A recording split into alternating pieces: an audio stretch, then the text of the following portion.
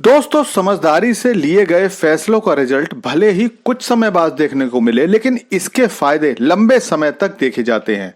भारतीय विदेश नीति और कूटनीति भी पिछले कई सालों से ऐसे ही रास्ते पर चल रही है, जिसके फायदे अब भारत के सामने आने लगे हैं और इससे भारत को मोटी इनकम भी हो रही है। दरअसल पिछले 10 सालों में भारत का डिफेंस सेक्टर उस स्तर पर पहुंच गया है कि अब भारत यूरोप के देशों में भी डिफेंस प्रोडक्ट्स एक्सपोर्ट कर रहा है। अब तक केवल ब्रह्मोस मिसाइल को लेकर ही खबरें आती रहती थीं कि भारत ने ब्रह्मोस की डील फाइनल कर दी है, लेकिन अब भारत की एक और घातक मिसाइल प्रलय भी भारत एक्सपोर्ट करने वाला है, और वो भी वेस्ट एशिया के अपने सबसे मजबूत डिफेंस इंपोर्टर आर्मेनिया को। लेकिन बात केवल इतनी ही नहीं है, भारत ब्रह्मोस मिसाइल की डील भी वियतनाम के साथ कंप्लीट करने वाला है, जिसकी कुल कीमत लगभग $700 मिलियन होने वाली है। तो चलिए सारी खबर को डिटेल में जानते हैं। तो दोस्तों, वेस्ट एशिया का एक देश आर्मेनिया आज भारतीय हथियारों के सबसे बड़े आयातक देशों में से एक बन गया है।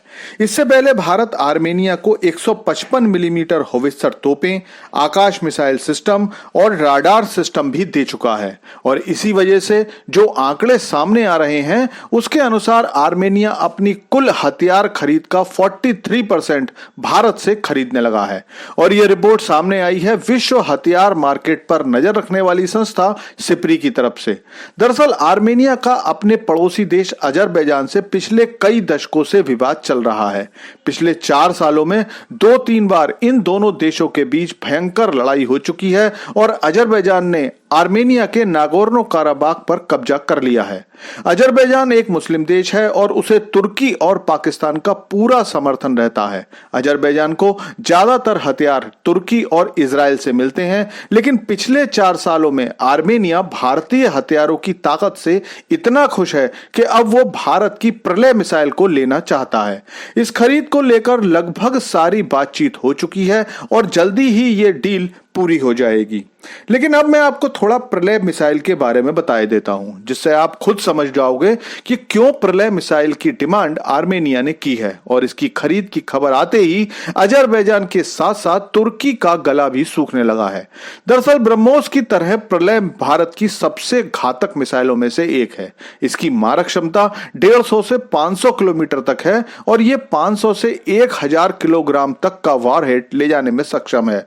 जिसका कम वॉरहेड होगा उसकी मारक क्षमता उतनी ही ज्यादा होगी। सबसे खास बात यह है कि इसे मूवेबल प्लेटफॉर्म से भी छोड़ा जा सकता है और यह मैन्यूवर भी बहुत आसानी से कर सकती है। मतलब यह कि अगर इसके रास्ते में कोई डिफेंस सिस्टम आएगा तो यह उससे बचकर भी निकल जाएगी, और इसकी यही खासियतें आर्मेनिया को पसंद आ रही हैं। लेकिन इससे अजरबैजान बहुत ज्यादा परेशान है। वो भारत से कई बार इस बात के लिए कह चुका है कि भारत आर्मेनिया की हथियार सप्लाई को बंद कर दे। उसके बाद अजरबैजान ने भारतीय हथियारों को 3rd ग्रेड का बताकर उनकी बुराई भी की थी। लेकिन पिछले साल जब लड़ाई में अजरबैजान ने आर्मेनिया की डिफेंस ताकत को देखा तो अब अजरबैजान भारत से हथियारों की खरीद करना चाहता है।